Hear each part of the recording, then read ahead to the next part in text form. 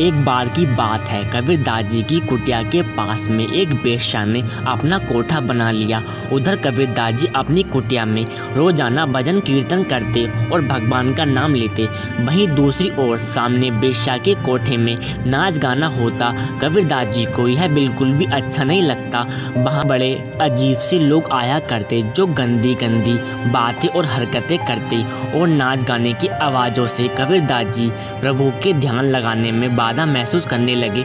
एक दिन कबीरदास जी बेश्या की कुटिया के सामने गए और उसे बाहर बुलाया। कबीरदास जी बोले, आप यहाँ जो कर रही हैं वह बिल्कुल भी अच्छा नहीं है और इससे मेरा प्रभु में ध्यान बार बार भटक रहा है। कबीरदास जी ने कहा, आप यहाँ से चली क्यों नहीं जाती?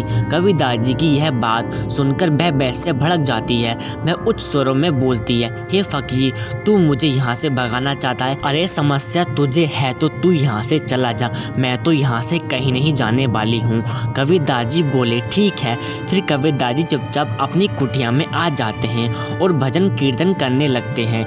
जब कबीरदास जी के कानों में उसके घुंघरू की और गानों की आवाज़ आती है तो कबीरदास जी जोर जोर से उस स्वरों में भजन गाते हैं जिससे उनका ध्यान न भटके। इससे और उस बेश्या के यहाँ आने वाले लोग कबीरदास जी के भजनों से प्रभावित होते हैं। वे भी कबीरदास जी के भजन सुनने के लिए उनके पास बैठ जाते हैं।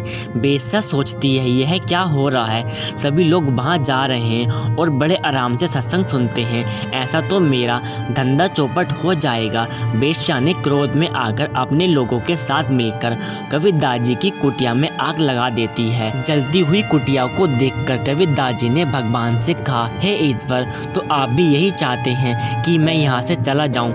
ठीक है, मैं आपकी आज्ञा स्वीकार करता हूँ। इसी दौरान एक चमत्कार होता है। एक जोरदार हवा का झोंका आता है तो उस आग को बुझा देता है। वहीं एक चिंगारी उस बेश्या की कुटिया में लग जाती है। अब बेश्या की कुटिया जलने लगती है। कुटिया को जलता हुआ देख बेश्या मदद के लिए पुकारती है, लेकिन तब तक उसकी कुटिया पूरी जल जाती है। ये देखकर बेश्या क्रोध में लोगों से बोलती है, देखो, इस फकीर ने मेरी कुटिया में आग लगा दी। फिर कबीरदास जी मुस्कुरा के बोलते हैं, देखो बहन, तुम फिर से गलती कर रही हो। और कहते हैं, न तूने आग लगाई न मैंने आग लगाई, ये तो यारों ने अपनी यारी निभाई। कहते हैं, तेरे यारों ने तेरी यारी निभाई तो मेरा भी तो यार बैठा है, मेरा भी तो चाहने वाला है। जब तेरे यार तेरा साथ दे सकते हैं तो क्या मेरा यार तेरे यारों से कमजोर है क्या?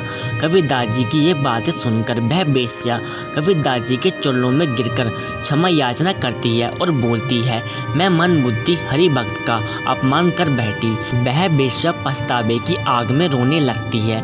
उसके बाद वह यहाँ दोबारा कभी नहीं आती और भगवान का भजन कीर्तन करने लगी।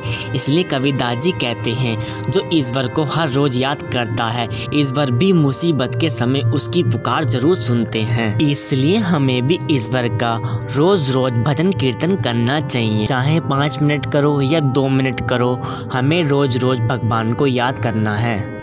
अगर आप हमारे चैनल पर नए हैं तो प्लीज़ हमारे चैनल को सब्सक्राइब करें।